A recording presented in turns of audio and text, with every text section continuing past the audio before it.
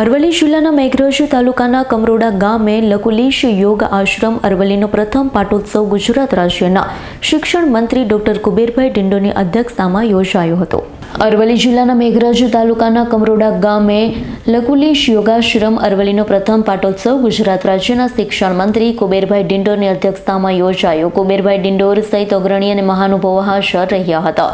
વિશ્વમાં સનાતન સંસ્કૃતિ અરવલ્લી જિલ્લાના મેઘરજ તાલુકાના કમરોડા ગામે પૂજ્ય પ્રીતમ મુનિધિ દ્વારા સ્થાપિત લકુલીશ યોગાસનના અરવલ્લીના બીજા વર્ષમાં પ્રવેશ નિમિત્તે પ્રથમ પાટોત્સવ કાર્યક્રમનું ભવ્ય આયોજન કરવામાં આવ્યું છે।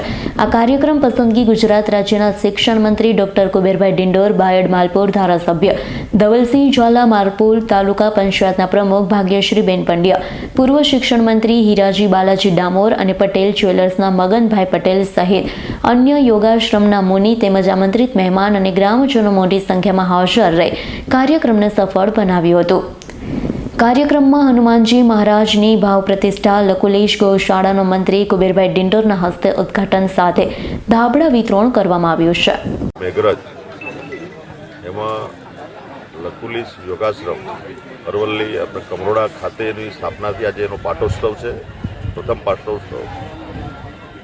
સૌથી વિશેષ આનંદ એ બાબતનો છે કે શિવાવતાર ભગવાન લકુલીશજીના શિવ સંકલ્પ વિશ્વમાં સનાતન સંસ્કૃતિનું પુનરુત્થાન હેતુ અરવલ્લી જિલ્લામાં પૂજ્ય પ્રીતમ મુનિજી દ્વારા સ્થાપિત લકુલીશ યોગાશ્રમ અરવલ્લીના બીજો વર્ષ થયું છે ને એમાં આપણા ટ્રસ્ટી મિત્રો જેમાં સહયોગ આપી રહ્યા છે।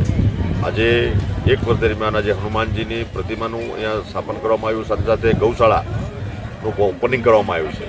આવનારા સમયમાં અહીંયા સાચા અર્થમાં એક વ્યક્તિ નિર્માણ, પરિવાર નિર્માણ, સમાજ નિર્માણ અને રાષ્ટ્ર નિર્માણનું આ કેન્દ્ર બને એના માટેના પ્રયત્નો પ્રીતમ મુનિજી અને એમની પૂરી ટીમ કરવાની છે, કરવા જઈ રહી છે। સાથે સાથે આવનારા સમયમાં અહીંયા સંસ્કૃત પાઠશાળા બને એના માટે રાજ્ય સરકાર તરફથી જે કંઈ વ્યવસ્થા કરવાની થાય અમે કરીશું અને વિદ્યાર્થીઓ સાચા અર્થમાં એને ભારતીય સંસ્કૃતિ એનું ધ્યાન પ્રાપ્ત થાય, આપણી જે ભારતીય પ્રણાલી, આપણી જે સંસ્કૃતિ જે મહાન હતી એનું પુનરુત્થાન થાય અને એની શરૂઆત આપણા જે સ્કૂલોમાં આપણા બાળકોને એનો લાભ મળી રહ્યો છે, પણ સવિશેષ અહીંયા ગુરુકુલની પણ સ્થાપના આવનારા સમય થાય અને આપણા બાળકો આગળ વધે। સાથે સાથે અહીંયા સેવા કેમ્પ, સમાજ અને રાષ્ટ્રના ઉત્થાન સાથે સમાજની સેવા થાય એના માટે અમારા દાદાજી અને પૂરી ટીમ એમાં કામે લાગી છે। ડૉક્ટર મિત્રો પણ પોતાનું સમયદાન આપી રહ્યા છે, અર્ધદાન પણ આપી રહ્યા છે।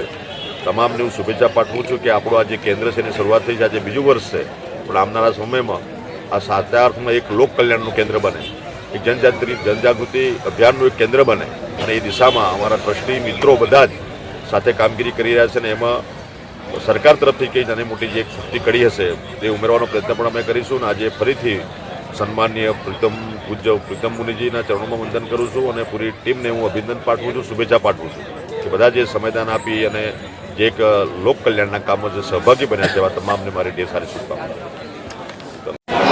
આજરોજ લકુલીશ યોગાશ્રમ કમરોડા ખાતે ગૌશાળાનું ઉદ્ઘાટન પ્રસંગે માન્ય મંત્રી શ્રી ડિંડોર સાહેબ, શિક્ષણ મંત્રી તેમજ આશ્રમના બધા ટ્રસ્ટીઓ, મુનિઓ તમામ લોકો અહીંયા ઉપસ્થિત હતા અને એ પ્રસંગે આજે શનિવારના રોજ હનુમાનજી દાદાનો મૂર્તિનું પ્રાણ પ્રતિષ્ઠા મહોત્સવ અહીંયા હાજરી આપવાનો અવસર પ્રાપ્ત થયો છે, ત્યારે ખૂબ સુંદર આયોજન।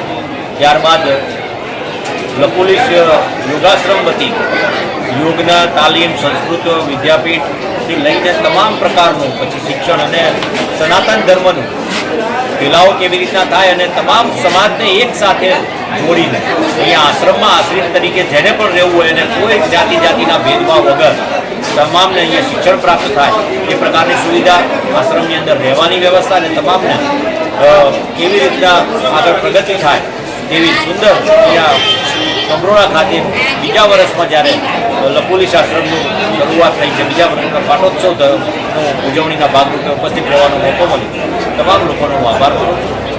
તમામને લકુલીશ આશ્રમની વતી એક વખત મુલાકાત લેવા માટે તમામને આમંત્રિત પણ કરું છું। જયદીપ ભાટિયાનો રિપોર્ટ, S9 ન્યૂઝ, અરવલ્લી। અમારી તમામ માહિતીથી અપડેટ રહેવા માટે જોડાયેલા રહો S9 ન્યૂઝ સાથે।